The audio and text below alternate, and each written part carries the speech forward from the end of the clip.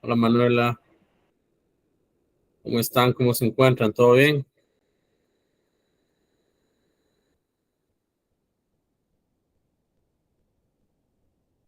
Sí, hay un poco de frío. Este clima está bien complejo. Hola, Mari. Estará presente, se me fue el nombre, Cristal.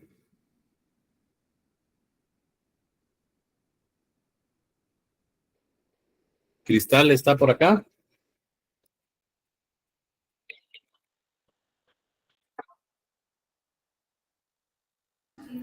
Hola, licenciado, buenas tardes. Hola Ana Lucía, ¿cómo está? Muy buena tarde, gusto en saludarle. Gracias, licenciado, igualmente. Cristal estará por acá presente. Cristal, repórtese por favor.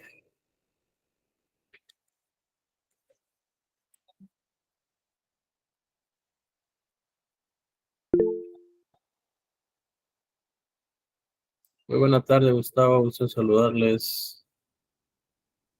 Vamos a dar unos 2 minutos nada más. Ya vuelvo con ustedes. Así se conectan todos los muchachos.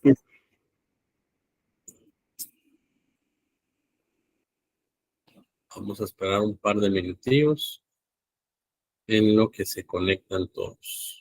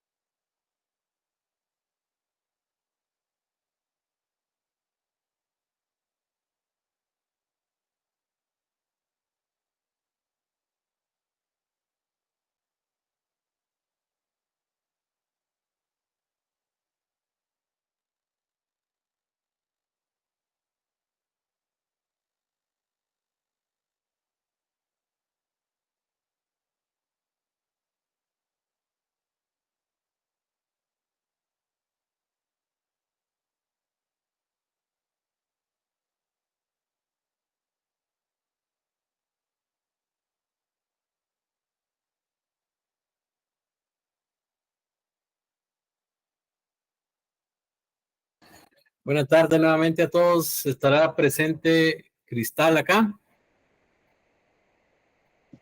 Sí, licenciada. Ok. Gracias, Cristal. ¿Puede ingresar a hacer su examen? Por favor, ya le habilité la plataforma, ¿yo? Ok, muchas gracias, licenciada. Gracias.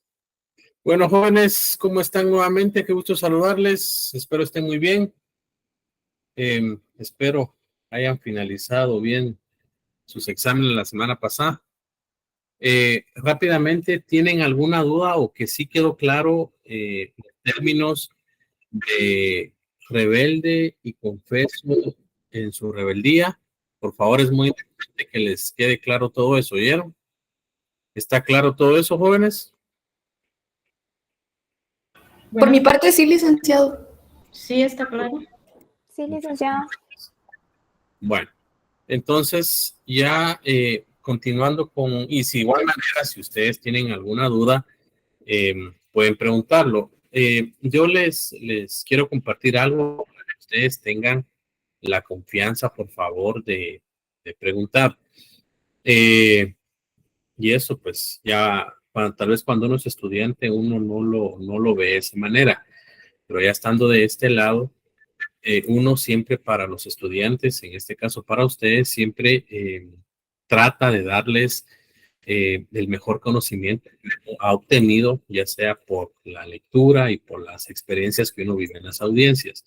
Entonces, después de haber estado en la posición que ustedes están, uno los años dice, ¿por qué no pregunté esto? ¿Por qué no pregunté lo otro? Entonces, sepan ustedes que detrás de cada diapositiva, detrás de cada cátedra que se da, hay muchas horas de trabajo, muchas horas de investigación, muchas horas de esfuerzo desde el punto de vista para que ustedes puedan sentirse pues bien en clase.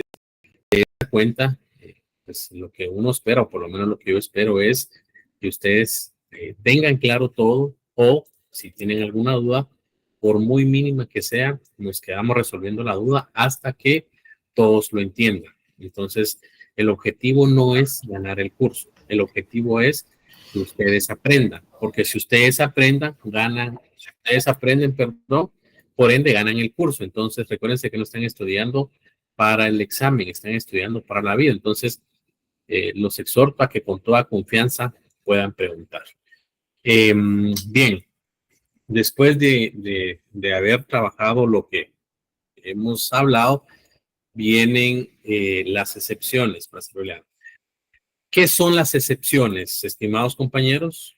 ¿Qué son las excepciones para ustedes?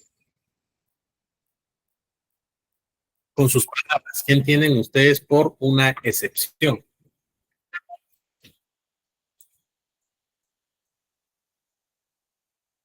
¿Qué creen ustedes que son las excepciones? ¿Es la forma de contestar del demandado? Ok. ¿Alguien más? No sé si- Licenciado, pienso que es como hacer una excepción, hacer un paréntesis, hacer una diferencia. Puede ser que una cosa se haga de una manera, pero podemos hacer una excepción para hacerla de otra. Ok. Es Martina. una herramienta que sirve de defensa. Ok. Ana Lucía, gracias, Rosita. Buenas tardes. Ana Lucía quería hablar. Sí, yo iba a decirle, no sé si estoy en lo correcto, pero lo entiendo como una oposición. O sea, pongámosle un ejemplo, yo presento una demanda y tal vez la otra parte no esté de acuerdo y entonces esa va a ser su manera de como expresar su inconformidad a lo que yo estoy planteando o a lo que yo estoy pidiendo. Ok. A ver, ingeniero Alan, muy buenas tardes, adelante. Buenas tardes. Para mí una excepción sería una manifestación que hace el demandado para parar el proceso y hacer una oposición que le compete a él como y que cree que está en su derecho para hacerla manifestar en el proceso y que detenga el proceso en ese momento. Ok, muchas gracias. ¿Alguien más?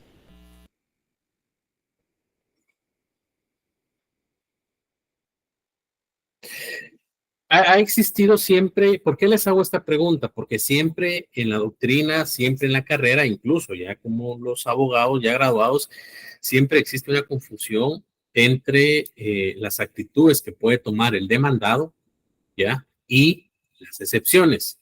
Es decir, recordémonos que ya cuando veamos impugnaciones, se establece que son los mecanismos que tiene la parte afectada para poder impugnar la sentencia que le ha perjudicado. Pero muchos piensan que la excepción es una actitud procesal que toma el demandado, y las actitudes procesales que toma el demandado, ya lo vamos a ver en un momento, pues únicamente es el allanamiento, ¿ya? La confesión, la contestación en sentido negativo, el allanamiento parcial, ¿ya? Entonces vamos a ver todo eso. Las excepciones como tal sí son parte del proceso, porque es parte del proceso como tal, pero para que logremos comprender en nuestras palabras, las excepciones es ese derecho, es decir, es ese derecho subjetivo con que contamos o con que cuenta la persona que ha sido demandada para poder desde el principio, uno, neutralizar la demanda que promovió la parte actora. Y recordémonos que hay dos tipos de excepciones, las excepciones dilatorias y las excepciones perentorias. Las excepciones dilatorias lo que tratan es de depurar el proceso. Es decir, lo que hacen es venir y ustedes han visto que se han presentado, se presentan excepción dilatoria de demanda defectuosa. Entonces, en dado caso, cuando la parte actora presenta esto, le dice al juez, y le expone cuáles son los puntos y le dice, le solicito que mientras no sea subsanable este requisito, usted por favor no le dé trámite a la demanda. O sea, son temas eminentemente cuestionables, pero las excepciones, por favor, jóvenes, las excepciones no es una actitud procesal que toma el demandado. Eso lo tenemos que tener claro. Las excepciones, ya, es ese derecho. ¿Por qué digo subjetivo? Cuando hablamos de subjetividad nos referimos a uno mismo, es ese derecho subjetivo con que cuenta el demandado para poder neutralizar, es decir, para poder depurar el proceso o finalizarlo de en el aspecto procesal que corresponde. Ya vamos a ver nosotros, conforme el Código de Trabajo, que se encuentran las excepciones dilatorias y las excepciones perentorias.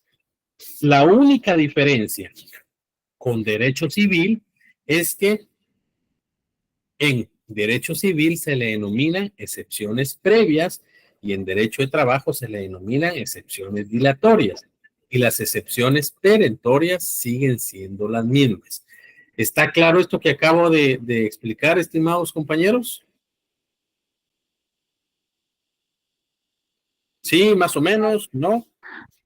Sí, licenciado. O sea que la excepción sería una actitud del demandado que sirve para depurar el proceso, que destruye la pretensión y ataca la falta de un presupuesto procesal, o sería el derecho que tiene el demandado, así como el actor tiene el derecho de interponer una acción, el demandado tiene el derecho de interponer una excepción. Así es, así es. Así como usted más claro no lo puede haber explicado. O sea, es ese derecho. Muchos dicen es un mecanismo de defensa. Sí, podría ser un mecanismo de defensa, pero recordémonos que la excepción lo que hace es venir, y como lo acaba de hablar claramente Martina, es depurar el proceso o finalizar el mismo. Es decir, ¿cómo se depura el proceso? Ya vamos a ver conforme el 116 del Código Procesal Civil Mercantil las clases de excepciones que hay. Y con relación a atacar el proceso o finalizar el proceso, ahí encontramos la excepción de prescripción, la excepción de cosa juzgada, ya, la excepción de pago, porque si eso se demuestra ante el juez contralor o ante el juez competente, no tiene sentido el juicio ordinario laboral que se está planteando. De conformidad con el programa, vamos a ver las clases de excepciones que caben en el procedimiento ordinario laboral, es decir, en el juicio ordinario laboral, y la oportunidad para excepcionar, oponerse a las excepciones, probarlas y resolverlas según su naturaleza. ¿Me explico? Como siempre buscamos una definición. Por favor, vamos a, esto yo se lo voy a trasladar a ustedes, pero según Guillermo Cabanela se establece que las excepciones constituyen el título o motivo que como medio de defensa, contradicción o repulsión o repulsa alega el demandado para excluir, dilatar o enervar la acción o la demanda del actor, ¿ya? Eduardo Couture señala que las excepciones constituyen ese conjunto de actos legítimos utilizados por el demandado para defenderse del ataque que en su contra ha emprendido el actor por medio de la demanda. Entonces, si se dan cuenta, y el doctor Landrino Franco, que en paz descanse, establecía que las excepciones específicamente en el derecho procesal laboral constituyen las defensas utilizadas por el demandado para atacar, por un lado, la forma de la demanda y busca su depuración de la misma. Es decir, cuando hablamos de excepciones dilatorias, hablamos de la forma. Se está atacando la forma en que se está presentando esta demanda. Y cuando hablamos de excepciones perentorias, estamos hablando de el fondo. ¿Me explico? La pretensión principal del actor. Entonces, si se dan cuenta, en las tres definiciones que hemos leído, en ninguna dice o regula que es una actitud procesal del demandado. A lo mejor suena algo irrisorio lo que estoy mencionando, pero créanme, estimados compañeros, existe mucha confusión por parte de algunos estudiantes, incluso personas que se han preparado para los privados en establecer si la excepción es una actitud procesal o es una actitud que el demandado toma o es un mecanismo de defensa. Entonces, como lo explicaba hace un rato, estamos hablando de o estamos al frente de un mecanismo de defensa. Las clases de excepciones que regula nuestra legislación, estamos hablando de las excepciones dilatorias, las excepciones perentorias y las excepciones mixtas. Excepciones dilatorias o procesales. A ver, por favor, Génesis Galilea, léame el numeral 1, por favor.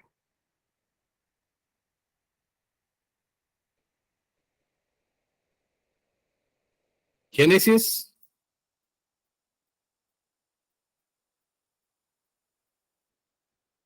Ok. Si quiere lo ayudo, licenciado.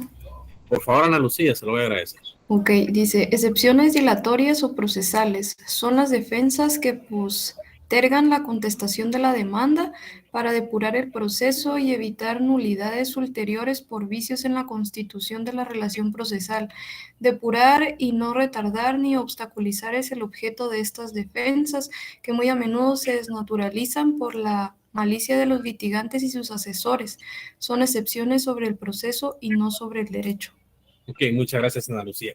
Es decir, las excepciones dilatorias siempre van a atacar la forma del proceso. Es decir, siempre van a atacar la forma como tal, nunca van a atacar el fondo.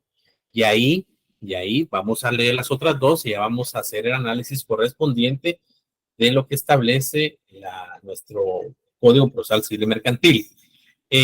¿Alguien que me lea el numeral 2, por favor?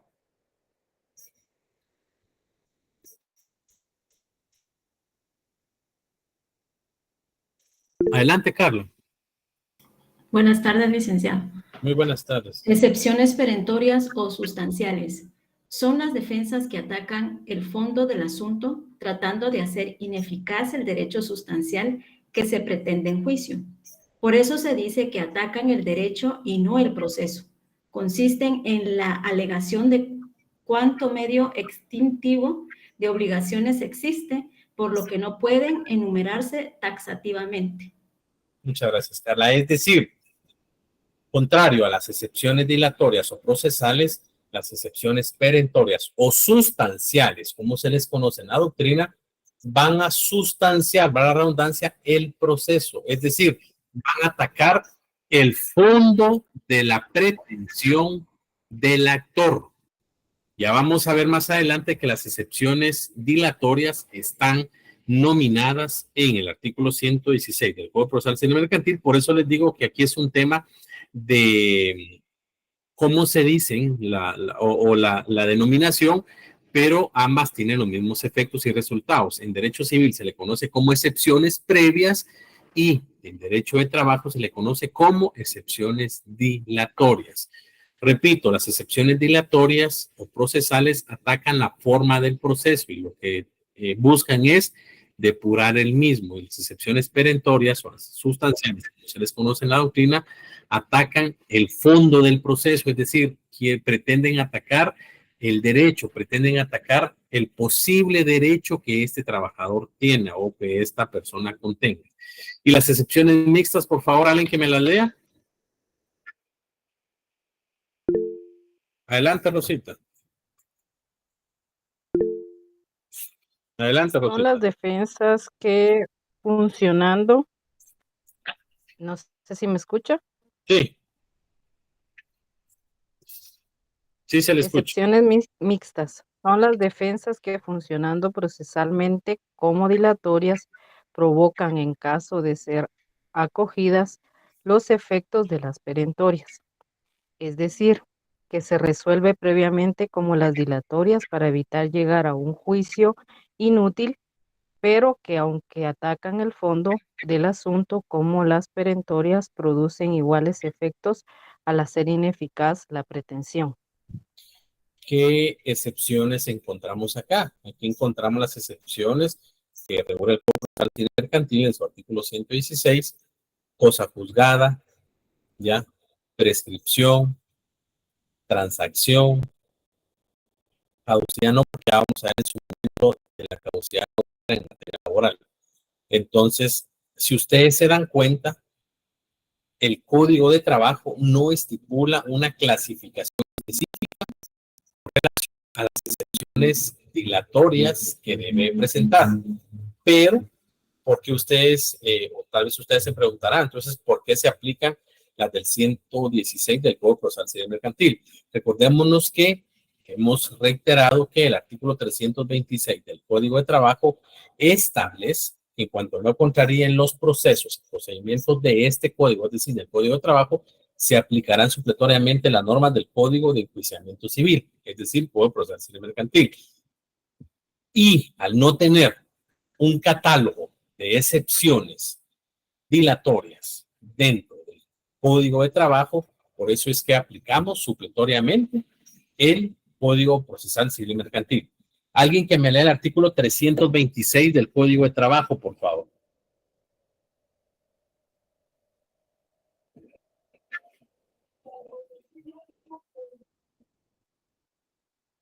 Se lo leo yo, doctor. Por favor, Alan, muy buenas tardes, gracias. Artículo 326 del Código de Trabajo. En cuanto no contraríen el texto y los principios procesales que contiene este código, se aplicarán supletoriamente las disposiciones del Código de Enjuiciamiento Civil y Mercantil y de la ley constitutiva del organismo judicial.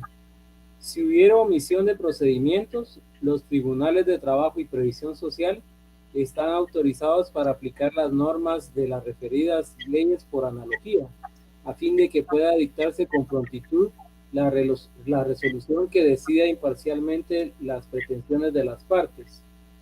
Las normas contenidas en este título se aplicarán a su vez si no hubiere incompatibilidad en el sentido de que las demás reglas del presente código, los únicos incidencias y recursos se tramitarán en la misma pieza de autos, serán los que señalen expresamente este código. Los demás se sustanciarán en piezas separadas sin interrumpir el proceso. Los procedimientos y plazos procesales solamente quedarán interrumpidos cuando, llegando al momento de dictar sentencia o auto que ponga fin al proceso, hubieran incidentes o recursos sin resolver, cuando los mismos no deban resolverse en sentencia. Ok, muchas gracias, Alan. A darle la palabra a Iván María. Entonces, es decir, este artículo, jóvenes, por favor, que no se les olvide y subrayenlo bien o memorícenselo, porque este artículo es el que, como decimos coloquialmente, les abre la puerta para aplicar el Código Procesal Civil Mercantil, porque el Código de Trabajo, si se dan cuenta, en el único artículo que menciona las excepciones dilatorias es en el artículo 342, que ya lo vamos a ver, ¿ya? Entonces, de esa cuenta es que este artículo 326, por favor, sí deben de aprenderse. Cuando hablo directamente de las excepciones, ¿ya? Y aquí ya vamos a leer y vamos a hacer ese cuadro comparativo y nos vamos a ir directamente al Código Procesal Civil Mercantil, debemos de analizar en donde muy brevemente se mencionan las excepciones dentro del Código de Trabajo. Alguien que me lea el artículo 312, por favor.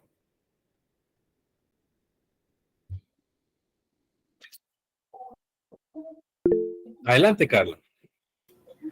Artículo 312. En las resoluciones de los tribunales encargados de dirimir las competencias se debe calificar si es o no frívola la excepción de incompetencia. En caso afirmativo, se impondrá al litigante que la interpuso una multa de 10 a 100 quetzales. Ok, aquí hablamos específicamente, si se dan cuenta, una excepción, que es la excepción de incompetencia, que ya vamos a ver el Código Procesal Civil Mercantil.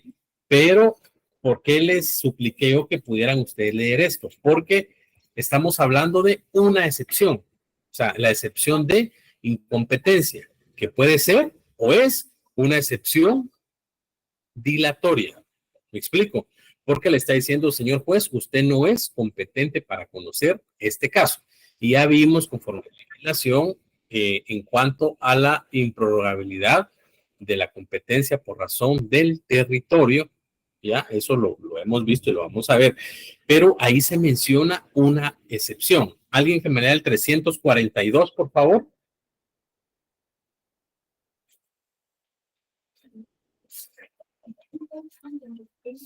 Jóvenes. Artículo 300. Quien sea, por favor, Ana Lucía, gracias. Ok, 342. Previamente a contestarse la demanda o la reconvención y en la audiencia señalada para tal efecto, se opondrán y probarán las excepciones dilatorias, salvo las nacidas con posterioridad, que se podrán interponer hasta antes de que se dicte sentencia en segunda instancia.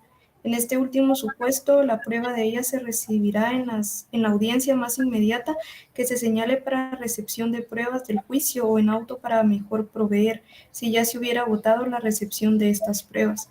Las excepciones perentorias se opondrán con la contestación de la demanda o de la reconvención, pero las nacidas con posterioridad y las de pago, prescripción, cosa juzgada y transacción se podrán interponer en cualquier tiempo mientras no se haya dictado sentencia de segunda instancia, debiéndose igualmente recibir la prueba de las mismas en la audiencia más inmediata que se señale para recepción de pruebas del juicio o en auto para mejor proveer si ya se hubiera votado la recepción de estas pruebas.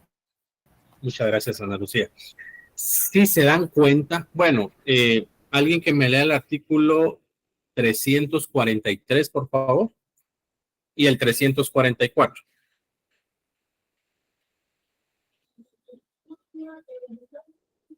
A ver, jóvenes, participen, por favor. Licenciado, yo se lo puedo leer, pero no sé si se escucha bien. Re bien se escucha, Martín. Ah, perfecto. Bueno, artículo 343. El juez debe resolver en la primera comparecencia las excepciones dilatorias, a menos que al que corresponda oponerse se acoja a lo dispuesto en el segundo párrafo del artículo siguiente, lo que se hará constar, en cuyo caso el juez suspenderá la audiencia y señalará otra para la recepción de las pruebas pertinentes y resolución de las excepciones. Si fueren declaradas sin lugar dichas excepciones, en esta propia audiencia deberá procederse conforme lo indicado en el artículo 335 y 344 de este código. Las excepciones perentorias y las nacidas con posterioridad a la contestación de la demanda o de la reconvención se resolverán en sentencia. Capítulo séptimo, pruebas. Artículo 344. Si no hubiere avenimiento entre las partes, el juez recibirá inmediatamente las pruebas ofrecidas. Toda prueba que no hubiere sido propuesta concretamente en la demanda o que no se aduzca igualmente en la contestación, en la reconvención, así como la impertinente o contraderecho, será rechazada de plano. Dentro de las 24 horas siguientes a la audiencia, el actor puede ofrecer las pruebas pertinentes para contradecir las excepciones del demandado, si no lo hubiere hecho antes. En el caso de excepciones interpuestas contra la reconvención, se observará lo dispuesto en el párrafo anterior. Muchas gracias, Martina, muy claro. Es decir, si ustedes se dan cuenta, jóvenes, ¿por qué la petición de que me apoyaran leyendo estos artículos? Porque el artículo 312 es el único que menciona específicamente la excepción de incompetencia, ¿ya? Y el artículo 342, 343, 344 solo hacen mención específicamente a esas excepciones. Es decir, el 342, en el primer párrafo, es el que define la excepción dilatoria o no la define, la menciona. Y el artículo 342 también, en el segundo párrafo, pues obviamente ya menciona la excepción perentoria. Entonces, ¿por qué se le ha criticado? Que ese es un buen punto de tesis para ustedes, que el Código de Trabajo como tal, por ser jurisdicción privativa, al final todas las jurisdicciones son privativas porque cada área es especializada, pero al ser jurisdicción privativa, ¿ya? Pues obviamente tendría que tener sus propios procedimientos. Entonces, ahí de esa cuenta es que se le ha criticado siempre, incluso se han presentado propuestas de reformas al Código de Trabajo para que el propio Código de Trabajo tenga su catálogo de excepciones dilatorias, que, ojo, muchos dicen son las mismas del 116 y otros decimos que no tendrían que ser las mismas, sino que tienen que ser unas excepciones especializadas o especiales. Entonces, por la materia que es. Entonces, por eso es que siempre acudimos al Código Procesal Civil y Mercantil. ¿Me explico? Esa es la razón por qué acabo de leerlo. ¿Quedó claro lo que acabo de explicar? Sí, licenciado.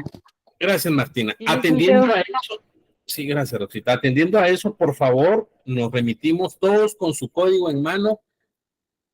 Código Procesal, Civil y Mercantil. Y me leen el 116, por favor. Adelante, Nedelia. Perdona, licenciado, solo con lo anterior yo tengo una duda y no me queda muy claro. ¿Qué es la reconvención? Ya lo vamos a ver. La reconvención es la contrademanda. Eso vamos a verlo en su momento. Porque, vean, aquí muy buena pregunta, pero aquí les estoy explicando específicamente las etapas del proceso. Para algunos que han estado en audiencias como la compañera María Isabel, pues a lo mejor ya se le facilita esto, pero a ustedes que no, les estoy explicando conforme el programa y conforme lo regula las etapas del juicio ordinario laboral. Entonces ya vamos a ver la reconvención, que es una actitud procesal que puede tomar el demandado. Ya, entonces ya lo vamos a ver, yo no tenga pena. ¿Alguien que me lea el 116 del Código Procesal Civil y Mercantil, por favor? Si gusta yo, licenciado. Por favor. Artículo 116. Excepciones previas. El demandado puede plantear las siguientes excepciones previas. 1. Incompetencia. 2. Litispendencia. 3. Demanda defectuosa. 4. De capacidad legal. 5. De personalidad. 6. Falta de personería. 7. Falta de cumplimiento del plazo de la condición a que se estuviese sujeta a la obligación o el derecho que se haga valer. 8. Caducidad. 9. Prescripción. 10. Cosa juzgada. Y 11. Transacción. Ok, gracias, María. Entonces, ahí, por favor, ustedes pueden consignarles si gustan arriba de donde se denomina excepciones previas. En derecho de trabajo se denomina excepciones dilatorias. ¿Me explico? Porque así ustedes se van familiarizando con este término. Entonces, vamos a ver rápidamente. Esto me imagino yo que ya lo vieron ustedes en derecho civil. Esto ya lo vieron ustedes en derecho civil, ¿verdad?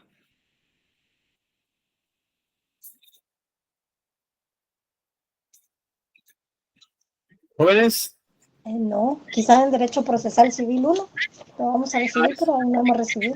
A eso me refiero, Aurora, perdón. En Derecho Procesal Civil, ¿ya lo vieron? Aún no. Bueno, adelante, Ingrid. Perdón, sí, acabamos de ver 4. Ok. Entonces, si ustedes se dan cuenta, pues obviamente maneja los mismos términos, los mismos conceptos. ¿Ya? ¿Qué es la excepción de incompetencia? Pues la excepción de incompetencia ya lo hemos abordado, ya lo hemos analizado, que pues obviamente se pretende o se plantea cuando un juez al que se le presenta el caso no es competente para conocer el mismo. Es decir, en derecho de trabajo, recordémonos que es improrrogable la competencia por razón de la materia y por razón del territorio.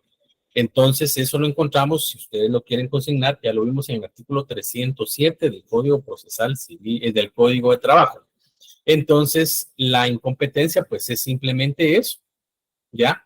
Cuando un juez al que se somete el conocimiento de una demanda ordinaria laboral no es competente, la otra parte o la parte que ha sido demandada puede presentar una excepción de incompetencia y el juez pues obviamente está obligada a resolverla. Ya vamos a ver ahí cómo se manejan este tipo de audiencias, ¿oyeron? Entonces que creo que eso no tiene mayor explicación, esto lo encontramos regulado en el artículo 307 de nuestro Código de Trabajo.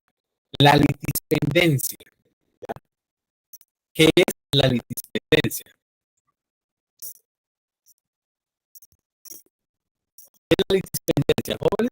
Que hay otro juicio que está iniciado y no está finalizado en materia familiar al asunto que se quiere hacer.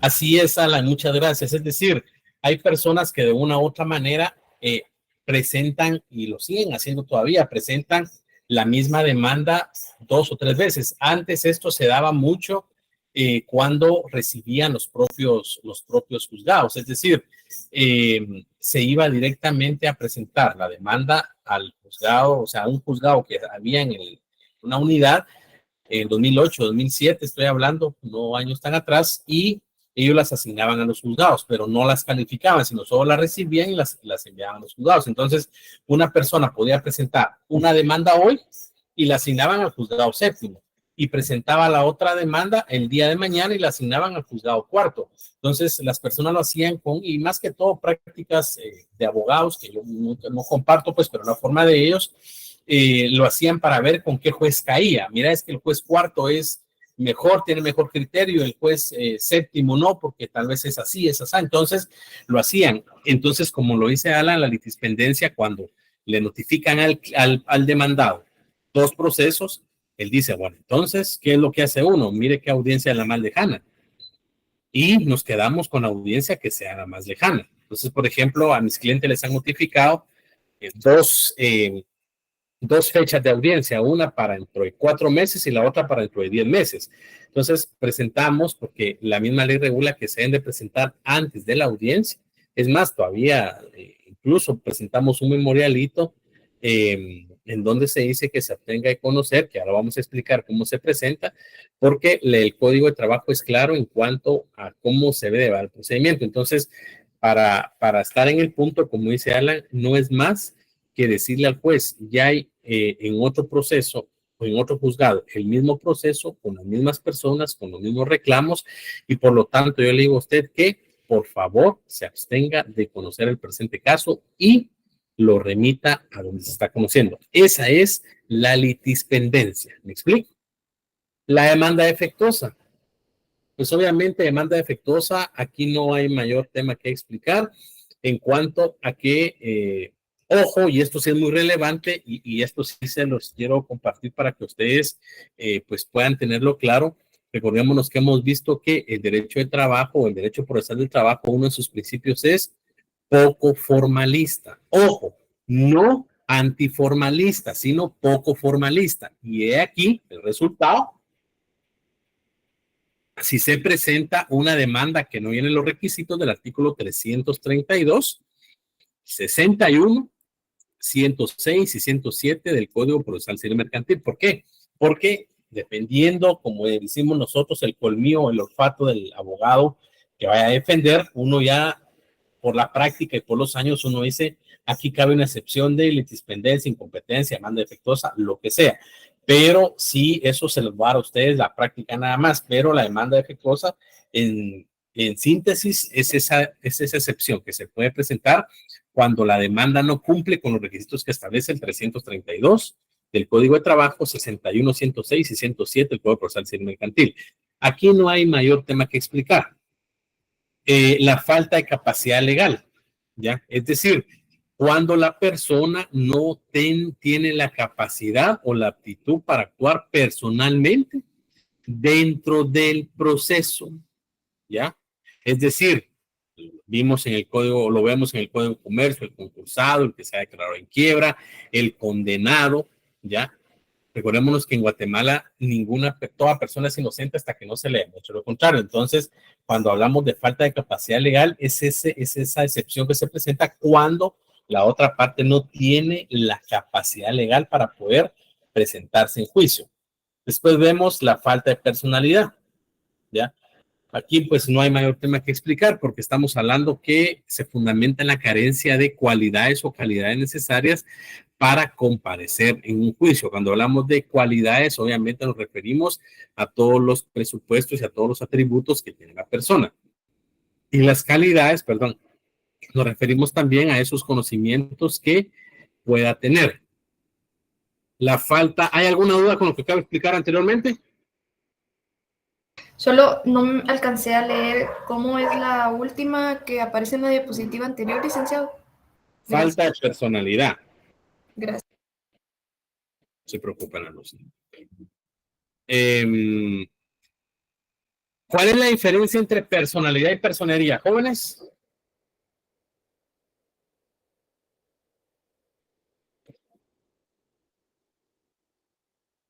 ¿Jóvenes? ¿Están ahí? Aquí tiene que ver lo del mandato. Por ahí va la cosa. ¿Qué es la personalidad? Ya lo hemos visto.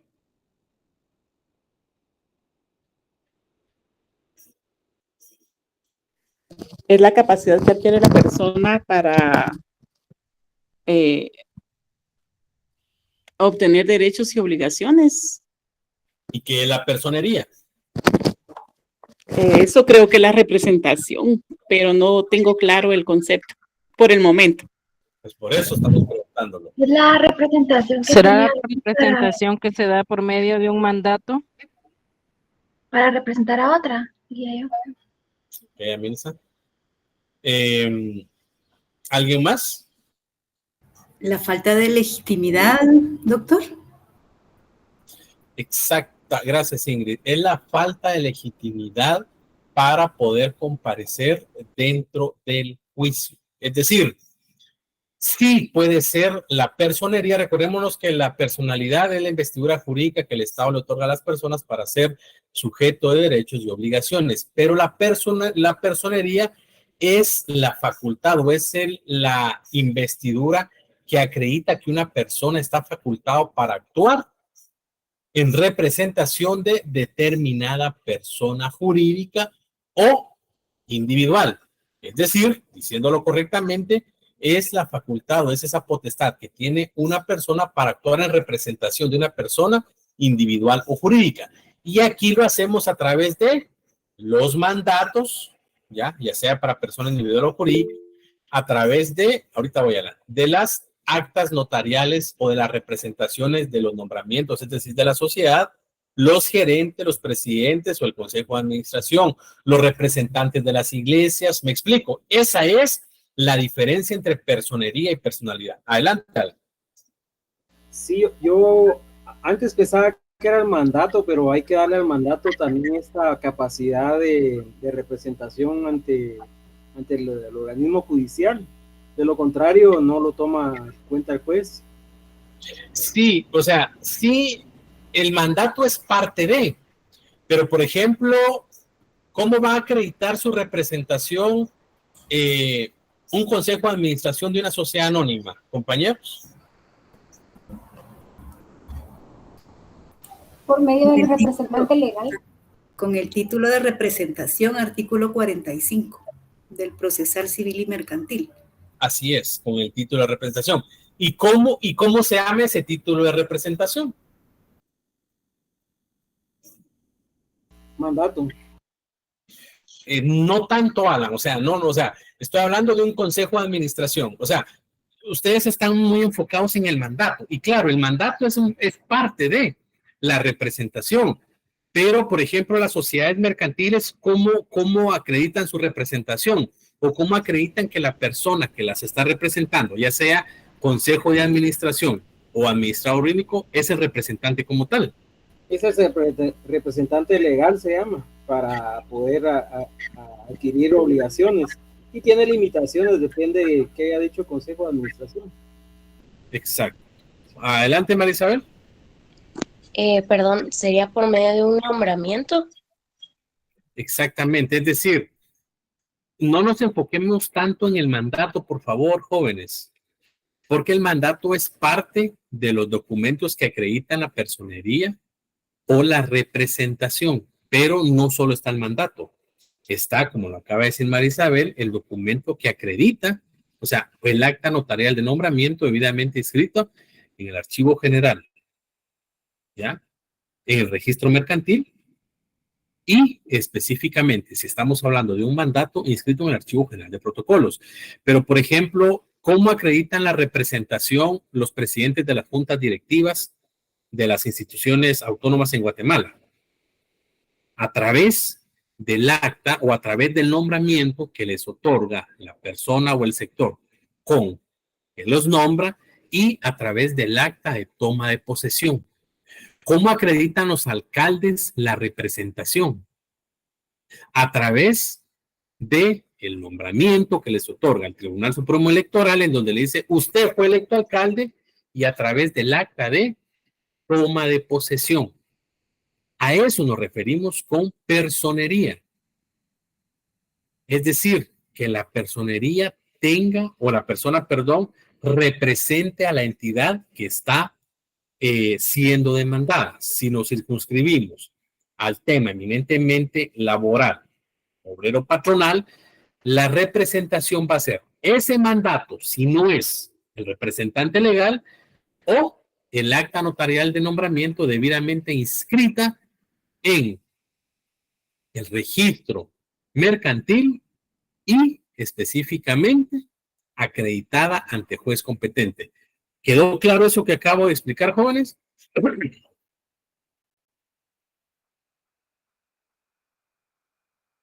Sí, ¿no? Más o menos. Compañeros. Más o menos, Lic. ¿Por qué, Rosita? Porque ahora me confundí un poquito, pero no sé si yo soy la que me estoy haciendo bolas. Diga, ¿qué dudas tiene? Porque entonces la falta de personalidad, ¿qué es entonces? La falta de personalidad. ¿Qué es la personalidad, Rosita?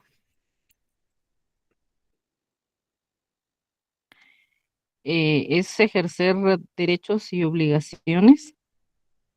Es la facultad que tiene todo ser humano de ejercer, de poder ser sujeto de derechos y obligaciones. ¿Y qué es la falta de personalidad?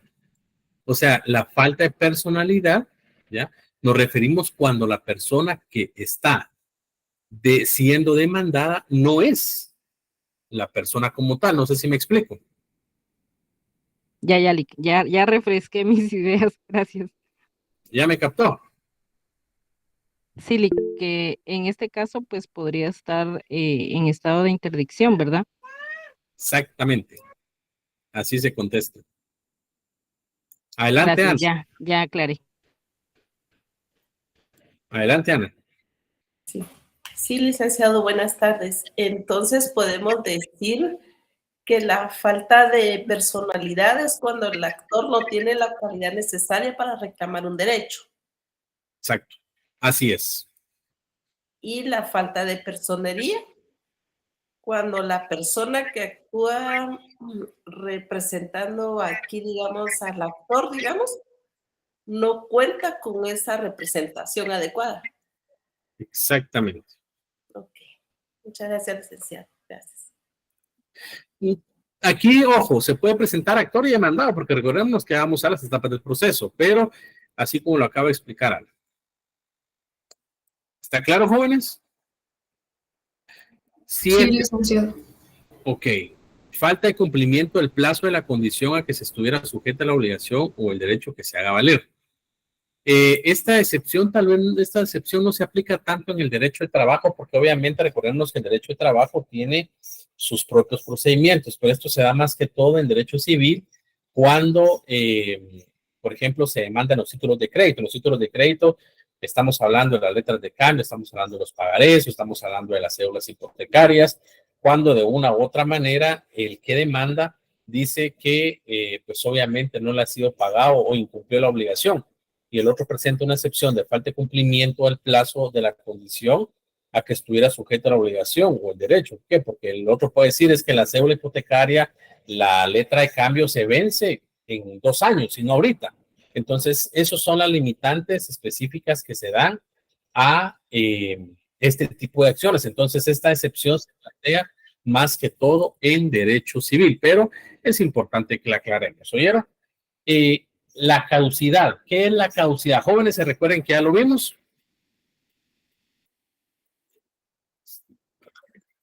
¿Qué es la caducidad, estimados compañeros?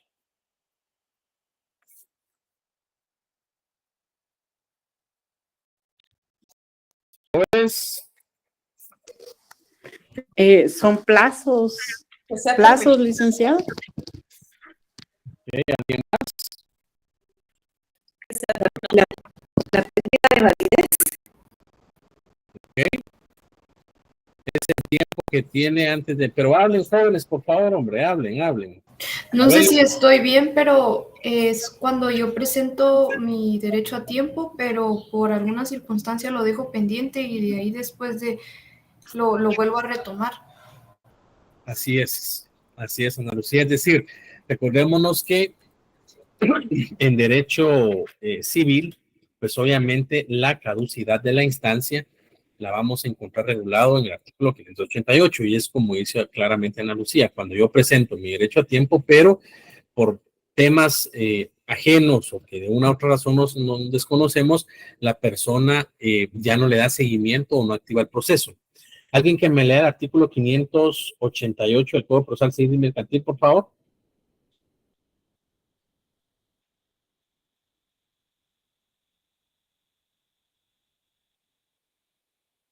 ¿Lo leo yo, licenciado? Por favor, Cristian, muy buena tarde. Artículo 588, principios de caducidad. Caduca la primera instancia por el transcurso de 6 meses sin continuarla. La segunda caduca por el transcurso de 3 meses. Estos plazos son continuos y en ellos se incluyen los días inhábiles. Así es. Ya lo vimos. ¿En derecho de trabajo aplica la caducidad? No. No, licenciado. ¿Por qué? Indicó que no existe, ¿Por qué? que es por el impulso del proceso. Así es, Carla. Esta excepción de caducidad, yo he visto varios abogados que presentan excepciones de caducidad en el derecho de trabajo y está bien pues porque al final están intentando, pero siempre son declaradas sin lugar porque en derecho de trabajo la caducidad no existe. ¿A qué me refiero? Es decir, por el principio de impulso procesal de oficio, el mismo juez, una vez emitía la sentencia de oficio, él instaura las demás etapas del proceso. Entonces, este principio pues sí aplica específicamente para el derecho civil, pero no aplica para el derecho de trabajo. Eso pues obviamente ya lo manejan ustedes.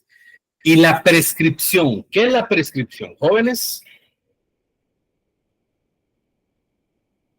Cuando pasa el periodo de un derecho que uno tiene, digamos eran 5 años y uno lo presenta en el 5 años un día, ya no tiene derecho porque se prescribió el derecho. Entonces, Cuando se vence un plazo, licenciado. Ok. ¿Alguien más?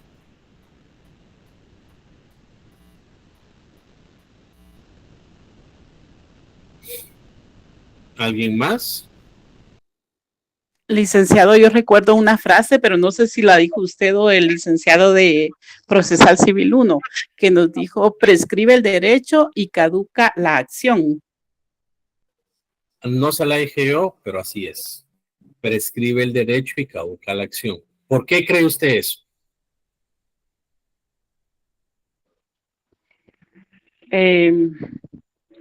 Porque la prescripción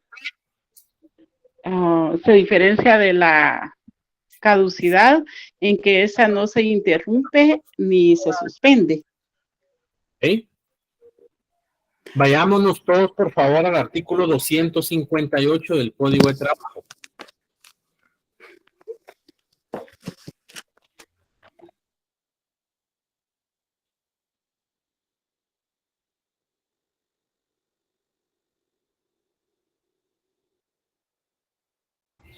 ¿Se lo leo, licenciado? Por favor. ¿Sí?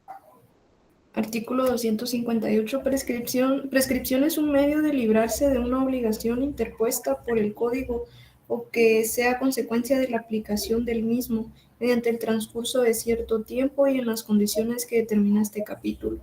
El derecho de prescripción es irrenunciable, pero puede renunciarse la prescripción ya consumada, sea expresamente de palabra o por escrito o tácitamente por hechos indudables. Entonces, ¿a qué me refiero con eso? Clases de prescripción. Estamos hablando de derecho civil y lo que quiero ver es si de verdad se recuerdan de eso o reforzamos. Porque para el derecho procesal laboral ustedes tienen que tener muy claros esos conceptos. Clases de prescripción. Jóvenes, ¿se recuerdan ustedes de eso?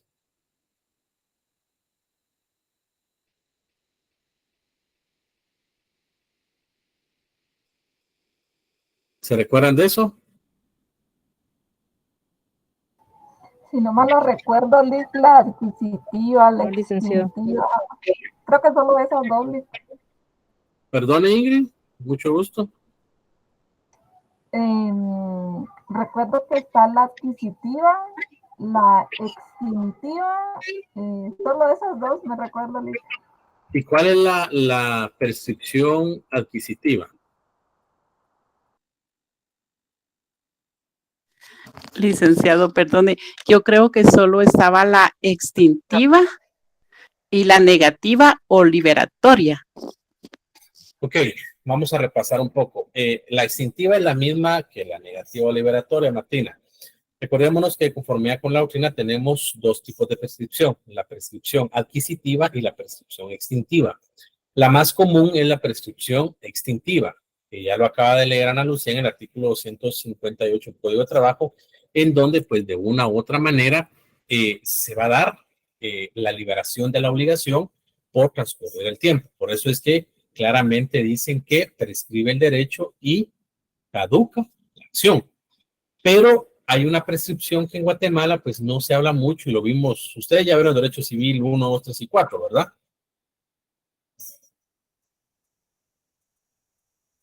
Sí, licenciado.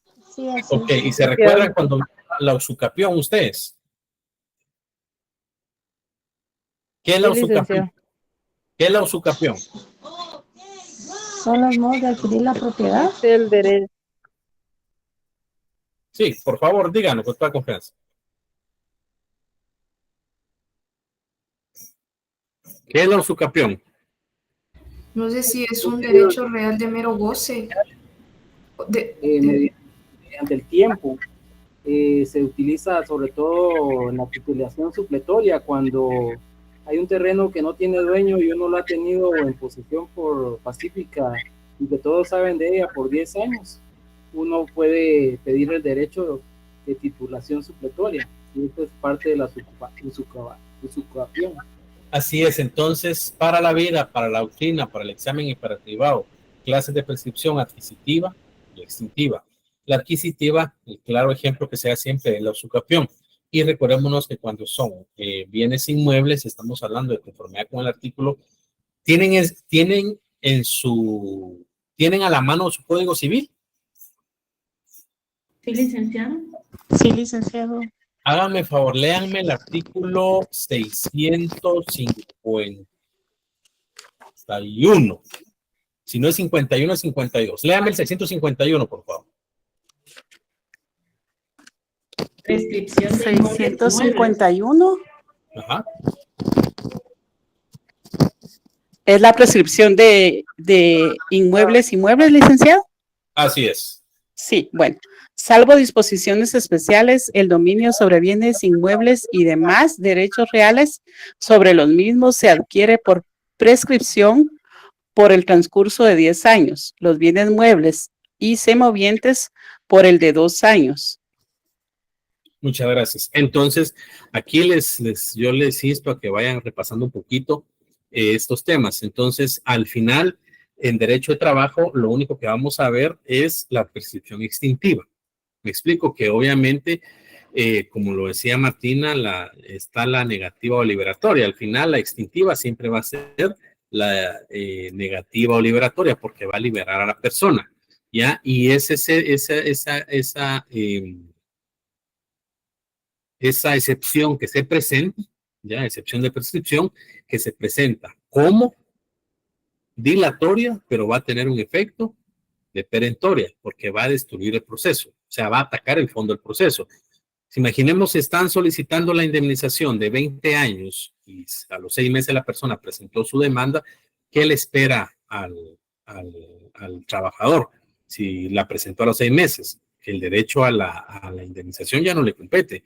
Le competirán o tendrá derecho a las irrenunciables que prescriben el tiempo de 2 años. Entonces, esto ya lo vieron ustedes. Yo les recomiendo que se puedan leer del artículo 258 al artículo 268 del Código de Trabajo, en donde ustedes van a encontrar todo lo referente a la prescripción. ¿Me explico? Y luego encontramos la excepción de cosa juzgada.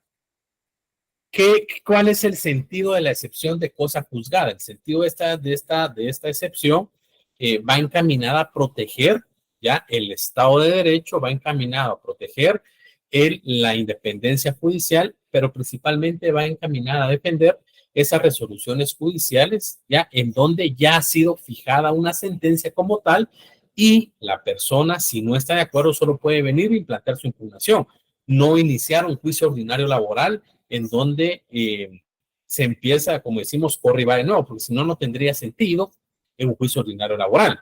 Entonces, es importante que tengamos claro que la excepción de cosa juzgada es, tal y como lo establece la diapositiva, es esa institución destinada a proteger las resoluciones judiciales, ¿ya? Porque con eso se garantiza el Estado de Derecho. ¿Alguien que me lea el artículo 155 de la Ley del Organismo Judicial?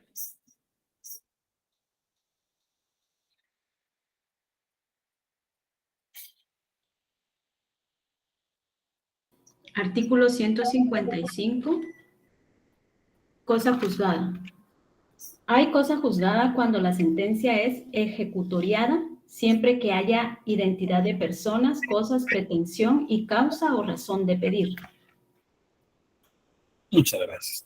¿Y la transacción? ¿Qué es la transacción, estimados amigos?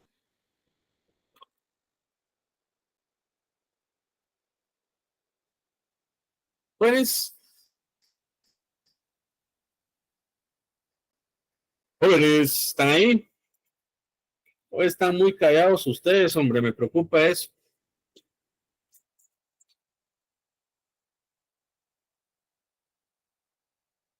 ¿Qué es la transacción? Es cuando se concluye una controversia. Sí, pero ¿cómo se concluye, Rosy?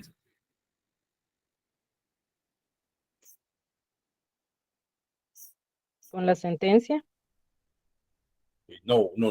Está bien que responda porque así aclaramos. Alguien más que la transacción. No tengan pena al contestar, por favor, vean. Yo tal vez me veo cara de enojado, pero no soy enojado. Tengo el carácter como todos los seres No humanos. es como depósito, tal vez como sinónimo de depósito. La transacción. Un acuerdo entre las partes, licenciado. Ok. ¿Alguien más?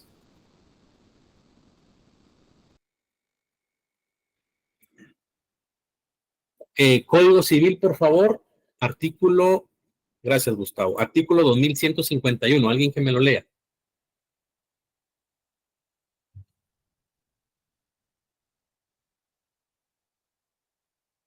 La transacción es un contrato por el cual las partes, mediante concesiones recíprocas, deciden de común acuerdo algún punto dudoso o litigioso, evitan el pleito que podría promoverse o terminan el que está principiado. Ok. La transacción es una excepción por la cual se presenta, y ahí no se presenta, ojo, para atacar la otra parte, sino lo que se hace es que ya esto regularmente lo presentamos mucho en derecho civil. En derecho de trabajo lo que hacemos es presentar los desistimientos del proceso porque se le paga al trabajador o llegamos a un acuerdo. Pero en la transacción es ese, tal y como lo acaba de leer Ana Lucía en el artículo 2151 del Código Civil, el cual regula que la transacción es ese contrato por la cual las partes, ojo, mediante concesiones recíprocas, ¿ya? Esa es la clave. Deciden de común acuerdo, segunda clave, finalizar el proceso ya iniciado o terminan el que se está principiando. Es decir, viene Génesis y demanda a Ana Lucía por X o Y razón, un juicio.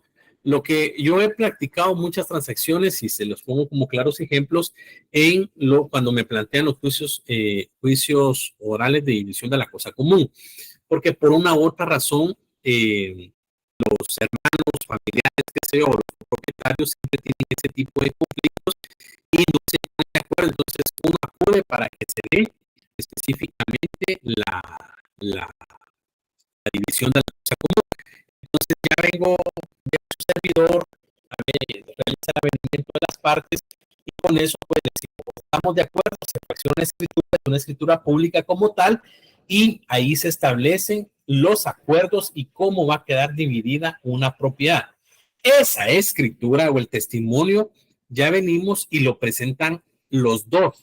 Señor juez, disculpe, yo presenté una demanda con fecha tal y tal en donde solicito la división del o la partición del bien inmueble. Sin embargo, de conformidad con el artículo tal y tal y tal, hemos llegado a un acuerdo y le presentamos a usted la siguiente transacción. ¿Me explico? Entonces, se presenta de manera mutua, pero cuando se ha presentado una transacción y la otra parte vuelve y demanda, ahí se presenta esa excepción de transacción. Señor juez, no entiendo por qué le está demandando si con fecha tal y tal nosotros suscribimos contrato de transacción. No sé si me explico o se tiene claro lo que acabo de explicar. Adelante, Rosita. Licenciado, o sea que eso se establece entre las partes por medio de un contrato y eso es lo que se presenta ante el juez. Así es, eso es lo que se presenta ante el juez. Licenciado, disculpe, pero cuando hacen la transacción no interviene el juez, sino solo los interesados. Así es, solo los interesados. Ok. Es una escritura como tal.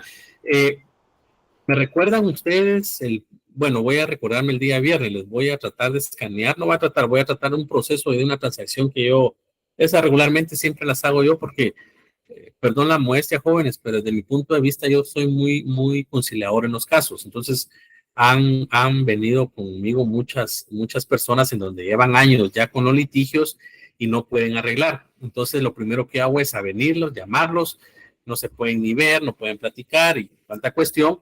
Y ya teniendo los arreglos, pues ya yo lo que hago es venir y fraccionar la escritura de transacción. Entonces siempre se dan dentro de escrituras y se le pone de conocimiento al juez. Adelante, Rosita, y luego Martina y Ana Lucía. Dígame, Rosita. Licenciado, pero entonces se presenta en audiencia ante el juez o se hace un memorial en donde se establece la excepción y se adjunta el contrato. Claro, se recuerdan que les dije que en derecho de trabajo la excepción de transacción no se utiliza porque al final lo que se hace es presentar los desistimientos. En derecho de civil, reitero, hay dos formas de presentar.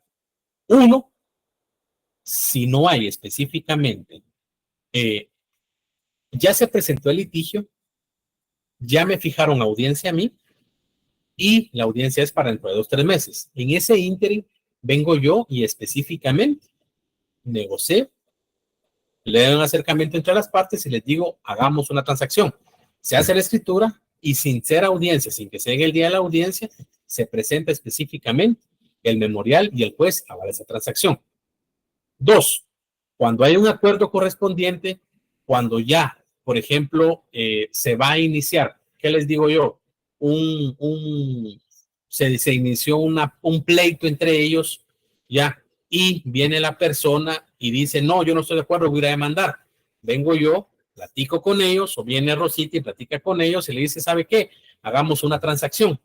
Entonces se consignan los puntos. Y resulta que a los 2 o 3 días la otra persona cambia de opinión y siempre y sí demanda y ya no quiere hablar con la otra persona. En ese momento, en ese plazo, en ese emplazamiento de los 6 días, de los 9 que regula el código del juicio ordinario, estamos hablando, si es un juicio oral, pues el plazo que regula el código procesal mercantil, ahí se presenta la excepción de transacción. Entonces el juez va a decir, bueno, ¿y usted qué? ¿Usted está de acuerdo o no está de acuerdo? Así es como se trabaja eso. Yo, Rosita y compañeros. No sé si quedó claro. Sí, licenciado, gracias. Ok.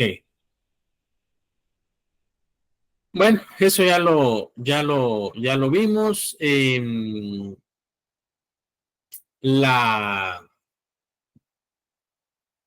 Alguien que me lea el artículo 2152, por favor, del Código Civil, porque ahí están los requisitos. Licenciado, perdone.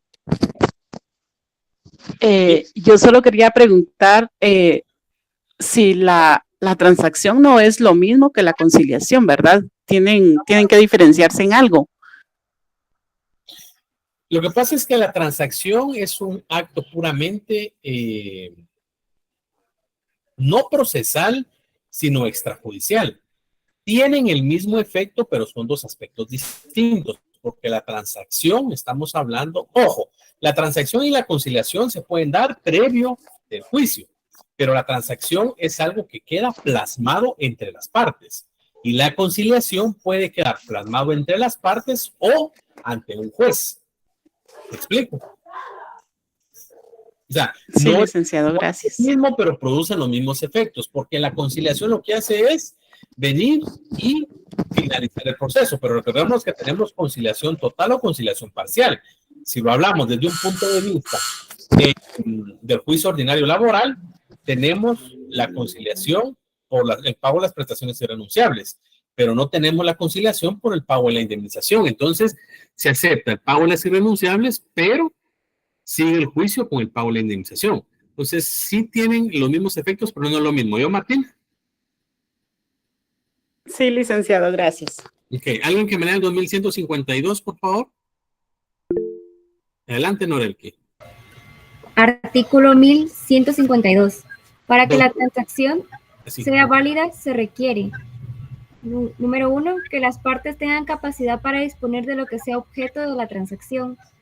Número 2, que las cosas o cuestiones sobre las cuales se transigue sean dudosas o litigiosas. Número 3, que las partes se prometan, cedan o den algo recíprocamente. Y 4, que cuando se celebre por medio de mandatario, éste tenga facultad especial, no solo para transigir, sino para actos y contratos derivados de la transacción que necesiten facultad especial. Muchas gracias. ¿Queda claro cuál es la excepción o qué es la transacción, jóvenes? Sí, licenciado. ¿Seguros? Adelante, Alan. O sea que se recomendaría más que todo al empleador, mire, mejor lleguemos a un acuerdo antes de que se le condene a costas y las multas que tendría. Es lo mejor. Lo que yo les voy a comentar, Alan y compañeros, no está en la ley, no está en ningún reglamento ni nada, pero en lo personal, la premisa que yo manejo es que es mejor arreglar los procesos extrajudicialmente y no de manera judicial, porque desde mi punto de vista hay varios tipos de abogados, pero un tipo de abogado y el mejor abogado es aquel que solventa y arregla los problemas sin siquiera pisar una grada de los tribunales. Entonces, como lo dijo Alan, lo recomendable es, miren, mejor solventemos. Y ahí es donde nos cuesta con los patronos, a ustedes, con nuestros clientes, con nuestros trabajadores. Yo mañana tengo una audiencia que no sé cuánto me irá a durar, pero al final, realmente, ahí no hay ganancias líquidas. Va a depender, Gustavo, o sea, desde qué punto de vista lo ve usted. O sea, no sé a qué se refiere cuando dice no hay ganancias, porque recordémonos que la función del abogado, y eso es un tema muy importante, no sé a qué se refiere cuando dice ahí no hay ganancias, Gustavo, porque se me pasan muchas cosas por la cabeza, pero la función de ustedes es coadyuvar y solventar los procesos, porque hay dos tipos de abogados, el que vive del conflicto y los que vivimos para resolver el conflicto. No nos perdamos en eso. Los abogados que viven del conflicto son los abogados, y yo respeto mucho la forma de ser de ellos, pero no la comparto. Son los abogados que le sacan al patrono o al cliente o al trabajador, más hablando del cliente, mire, hay que presentar esto y esto y esto, y lo tienen en tribunales 10, 12 años. Y abogados que vivimos para resolver el conflicto, que le decimos al cliente, mire, vamos a pasar 6 meses negociando o 6 meses duros, pero va a salir de eso. Entonces, pros y contras, ¿verdad? Recordémonos que no solo es ser abogado, estimados compañeros, pero ahí es un tema personal. Yo dejo el libre albedrío como ustedes lo manejen. Y excepción de arraigo. ¿Qué es la excepción de arraigo? ¿Qué es el arraigo, jóvenes? Es, por decirlo así, no poder salir del país. Exactamente. Es decir, prohibida la salida del país. En derecho, la excepción de arraigo significa que si una persona, y ahí alguien que me lea el 117, por favor.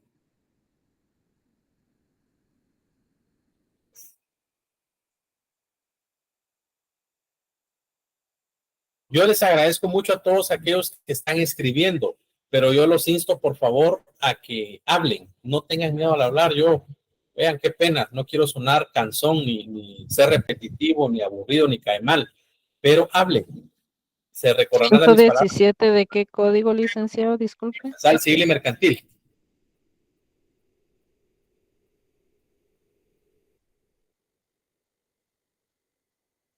¿Se lo leo yo, licenciado? Yo se lo leo, licenciado. Gracias. Cualquiera, por favor, cualquiera. Excepción de arraigo. Si el demandante fuera extranjero o transiente, será también excepción previa la de garantizar las sanciones legales, costas, daños y perjuicios. No procede esta excepción. 1. Si el demandante prueba que en el país de su nacionalidad no se exige esta garantía a los guatemaltecos. 2. Si el demandado fuere también extranjero o transgénero. ¿Qué es lo que pasa con esto? Cuando hablamos de excepción de arraigo, es una excepción que cabe en lo civil, pero en lo laboral no. Y eso se los digo con mucha propiedad, porque he presentado cantidad de excepciones de arraigos y siempre los jueces declaran sin lugar. La excepción de arraigo significa que quien demande, si es extranjero, ya debe de garantizar que si él pierde el juicio, va a responder por los daños y perjuicios ocasionados a la otra persona y las costas procesales. Porque imagínense ustedes, si estamos hablando de un extranjero y pierde el juicio, lo primero que hace es irse del país. Entonces, ¿quién va a garantizar los resultados de ese proceso si él pierde? Los daños y perjuicios. ¿Me explico? Entonces, a eso nos referimos con excepción de arraigo. Que si la persona que está demandado es extranjero o transeúnte, debe de garantizar, previo a, y el juez le ordena, previo a continuar, usted deposite tanta cantidad de dinero en la cuenta del organismo judicial, porque eso sirve para garantizar el proceso. O 2, a través de un bien hipotecario, a través de lo que considere, por favor, usted garantice los resultados del proceso, porque, ojo, el hecho que alguien demande no significa que va a ganar el proceso. Si alguien demanda es para que el juez conozca, pero no necesariamente va a ganar el proceso. ¿Me explico? Licenciado, entonces esa excepción es como una medida cautelar. Podría ser como una medida cautelar. Si lo comprendemos así, es como una medida cautelar, solo que quien la solicita es el demandado, no el actor. Comprendo, gracias. Para servirles. Y hay excepciones. La excepción es que si el demandado prueba que en su país no se pide no se exige esa garantía a los guatemaltecos, el juez dice no, porque él me está poniendo a la vista la ley de su país y regula que los guatemaltecos no, o si los dos son transeúntes o los dos son extranjeros, porque se pierde el proceso, nadie pierde nada. ¿Me explica? Entonces ahí se piden recíprocamente estas garantías. Ahí no hay mayor tema que explicar, ya ustedes lo van a ver un poco en derecho civil. ¿Alguna duda en lo que acabo de explicar, jóvenes?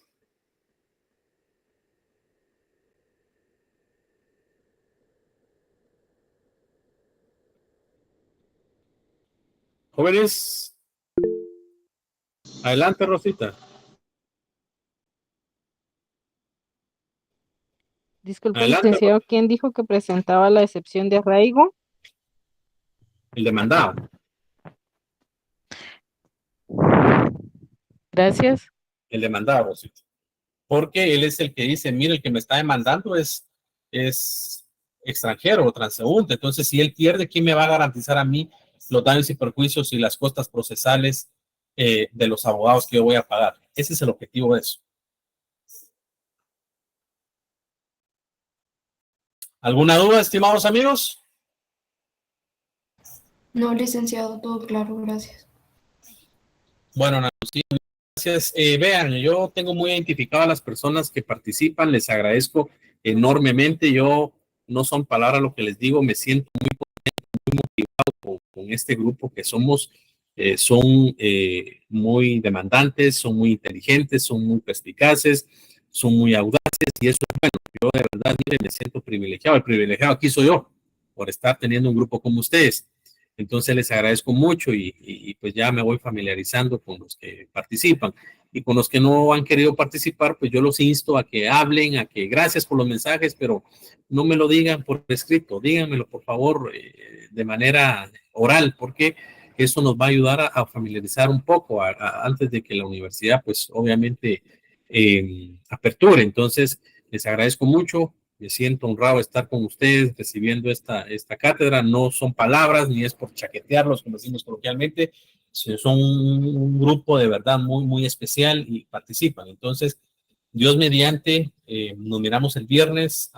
El viernes les quiero suplicar, yo tengo una audiencia a la 1:45, creo que es 1 en punto. Entonces, el viernes podemos iniciar la clase tipo 2:30, 3:45. ¿Oyeron? Qué pena. Yo les voy a reponer esos 20 minutos, pero como es viernes, específicamente, los tráficos están pesados, entonces no quisiera yo quedarles mal. Entonces, yo les rogaría que podamos iniciar la clase a las 3:45. ¿Oyeron, por favor? Disculpe. Está bien, licenciado. Está bien, licenciado. Muchas gracias. Feliz tarde. Que tengan buena tarde. Feliz tarde.